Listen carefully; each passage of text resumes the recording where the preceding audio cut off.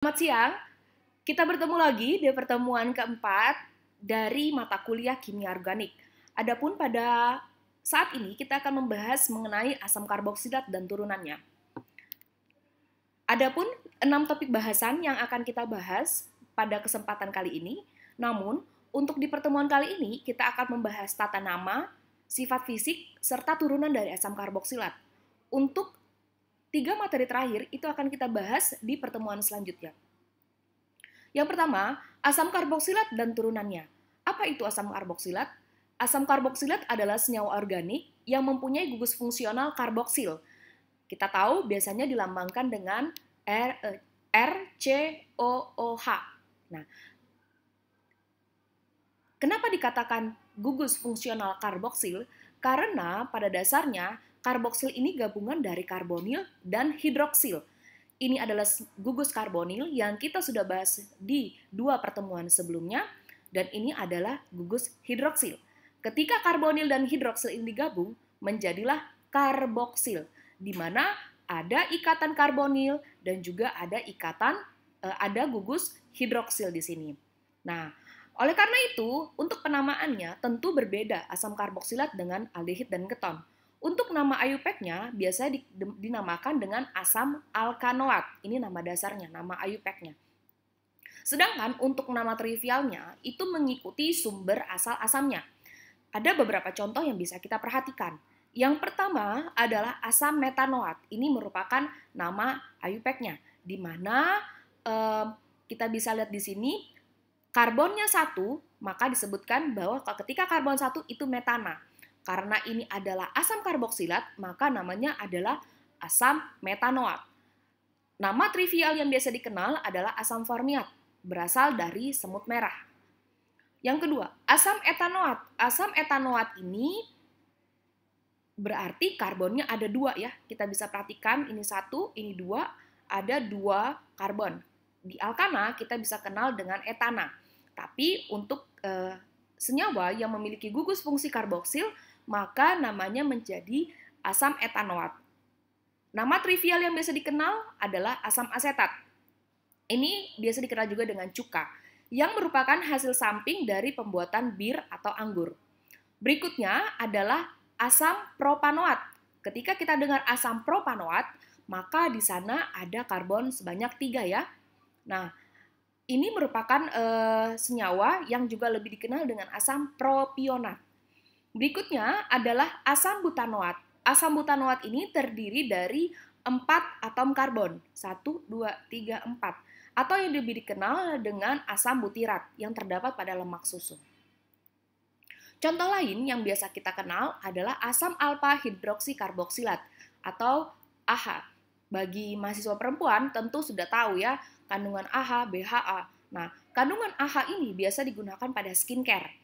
Sumber alaminya dari buah-buahan, susu, maupun dari sugar cane. Nah, di sini kita bisa lihat ya, contohnya ada beberapa asam karboksilat yang bisa kita ketahui. Asam laktat biasa kita temui pada susu, asam tartarat pada anggur, asam maleat pada anggur, ataupun juga pada apel, asam sitrat pada buah sitrat, lemon, ataupun jeruk, ataupun grapefruit ya. Nah, di sini ini adalah contoh-contoh asam karboksilat yang biasa ditemukan pada tanaman. Ada pula asam salisilat. Asam salit ini merupakan obat-obatan yang biasa digunakan sebagai anti jamur ataupun dia bisa sebagai pembersih kulit. Nah, ini merupakan bahan baku dari senyawa obat aspirin. Nah, ini merupakan contoh penggunaan dari asam karboksilat dalam kehidupan kita sehari-hari. Nah, kita masuk ke topik yang pertama, yaitu mengenai tata nama asam karboksilat. Asam karboksilat mempunyai rumus yang sudah disampaikan tadi adalah RCOOH atau RCO2H. Jika berasal dari alkana rantai terbuka, ganti akhiran A dari nama alkana dengan asam _OH. Tadi sudah dijelaskan asam alkanoat. Asam karbon karboksil selalu menjadi C1. Maka kita perhatikan sekarang. Asam propanoat. Di sini kita dengan mudah ya tentunya 1, 2, 3. ada gugus karboksil di sini, maka namanya menjadi asam propanoat. Nah, sekarang kita masuk yang lebih rumit. Nah, di sini disebutkan namanya adalah asam 4-metil pentanoat. Mengapa namanya bisa menjadi asam 4-metil pentanoat? Karena pada dasarnya atom karbon, karboksil, selalu menjadi karbon nomor 1. Nah, ketika kita melihat sebuah struktur di mana di situ sudah ada gugus karboksilnya yang ini, maka gugus karboksil ini selalu menjadi karbon nomor 1 dan diikuti nomor 2, 3, 4, dan 5.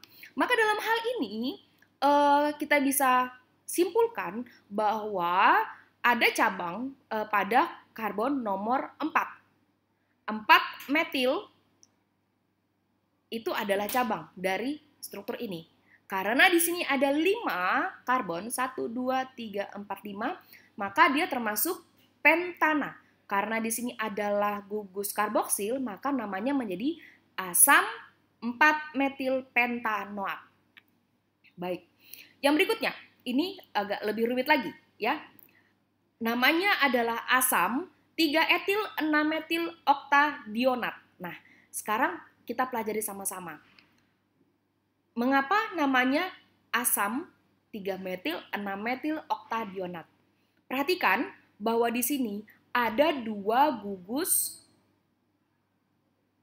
karboksil pada ujung kiri dan ujung kanan.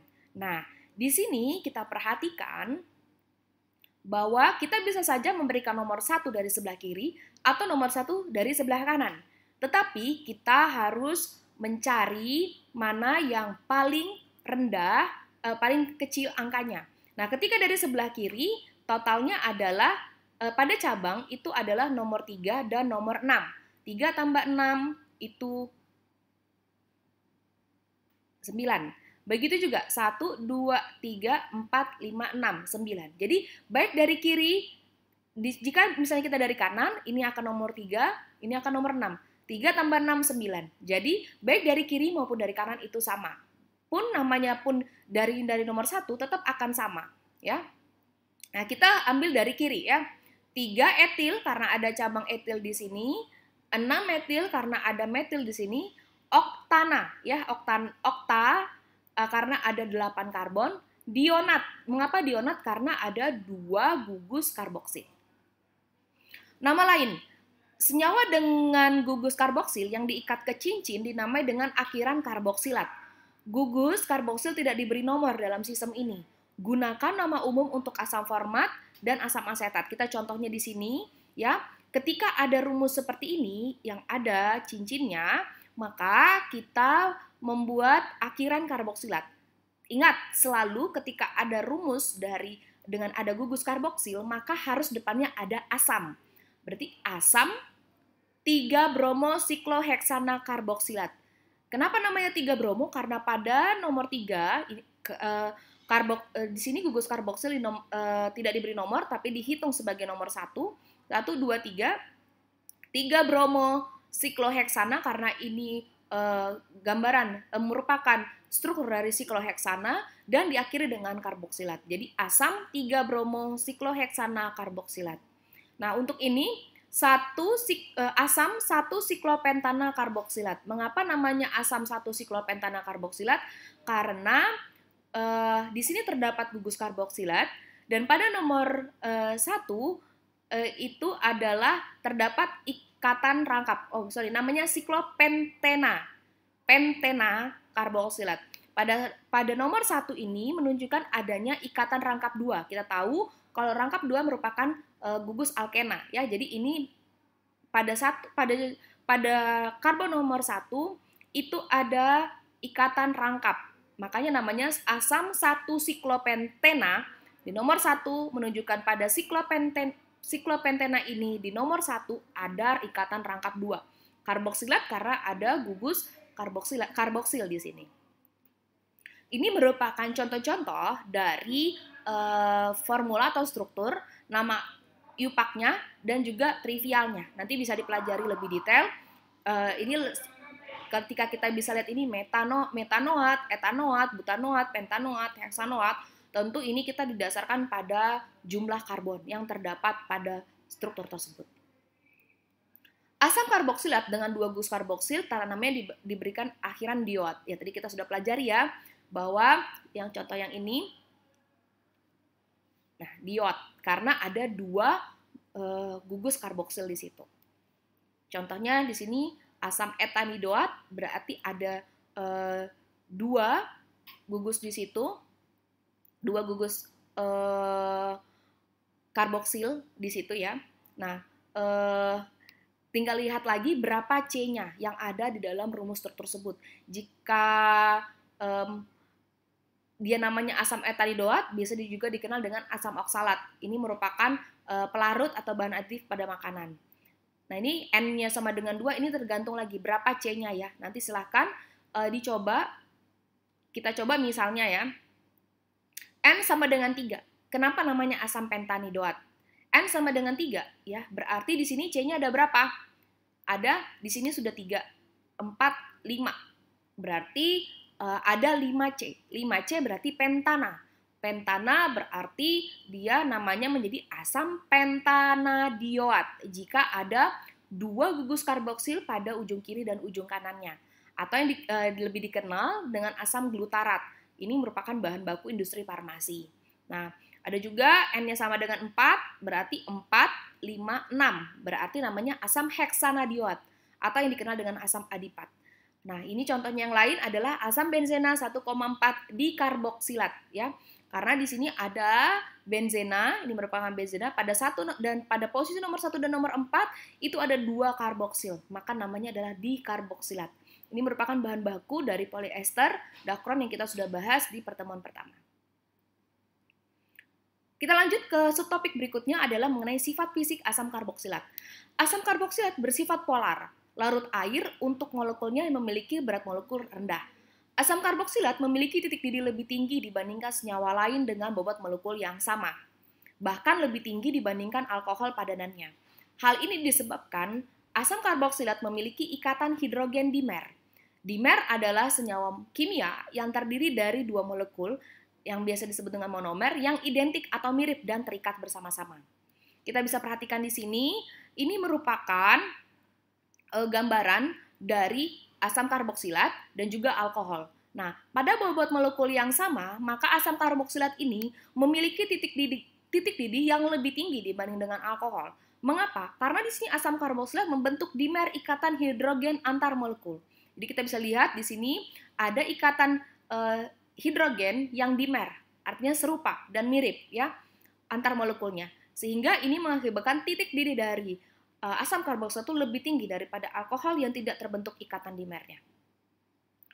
Berikutnya kita masuk ke subtopik yang ketiga, yaitu turunan asam karboksilat. Bahwa gugus OH asam karboksilat dapat diganti oleh heteroatom atau gugus lain. Nah, contohnya di sini, ini merupakan gugus karboksil. Kita mengingat bahwa gugus karboksil terdiri dari karbonil dan hidroksil. Nah, di sini hidroksil pada asam karboksilat dapat diganti oleh heteroatom atau gugus lain. Contohnya, pada asil halida, pada senyawa ini, ketika hidroksi diganti dengan halogen, maka namanya menjadi asil halida. Jika hidroksil di sini diganti dengan karboksil, maka namanya menjadi anhidrida karboksilat. Jika OH pun hidroksi diganti dengan alkoksi, maka namanya menjadi ester. Jika diganti dengan amina, maka menjadi amida. Ini merupakan contoh-contoh senyawa turunan asam karboksilat. Namun yang menjadi fokus kita adalah pada senyawa ester yang merupakan turunan dari asam karboksilat yang biasa digunakan.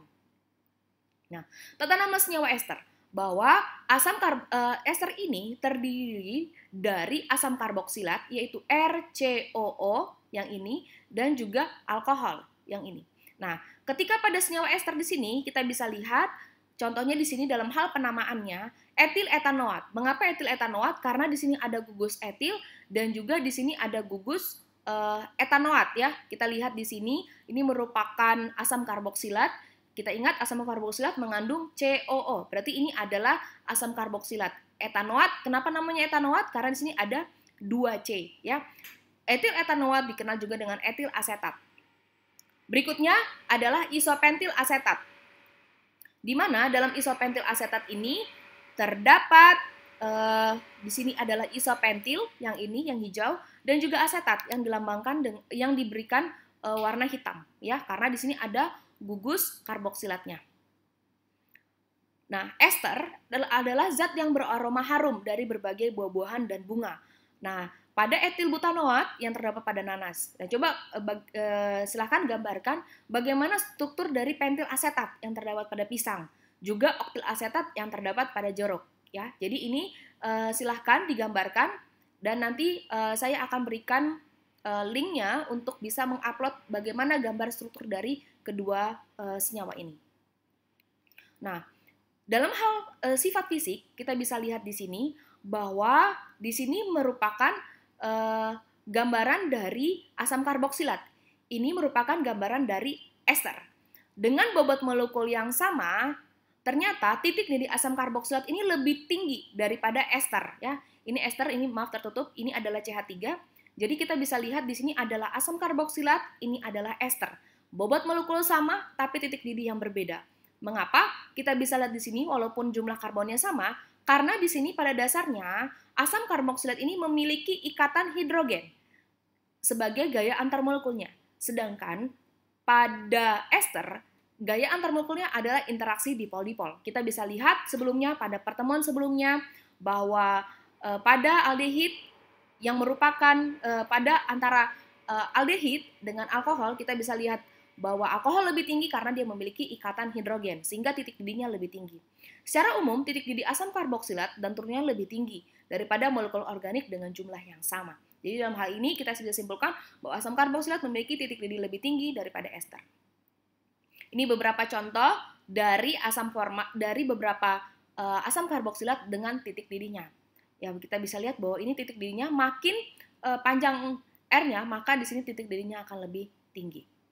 Ya, itu saja 3 subtopik pertama yang bisa Ibu sampaikan mengenai asam karboksilat dan turunannya. Kita akan berbicara mengenai subtopik berikutnya di pertemuan berikutnya. Terima kasih, salam sehat.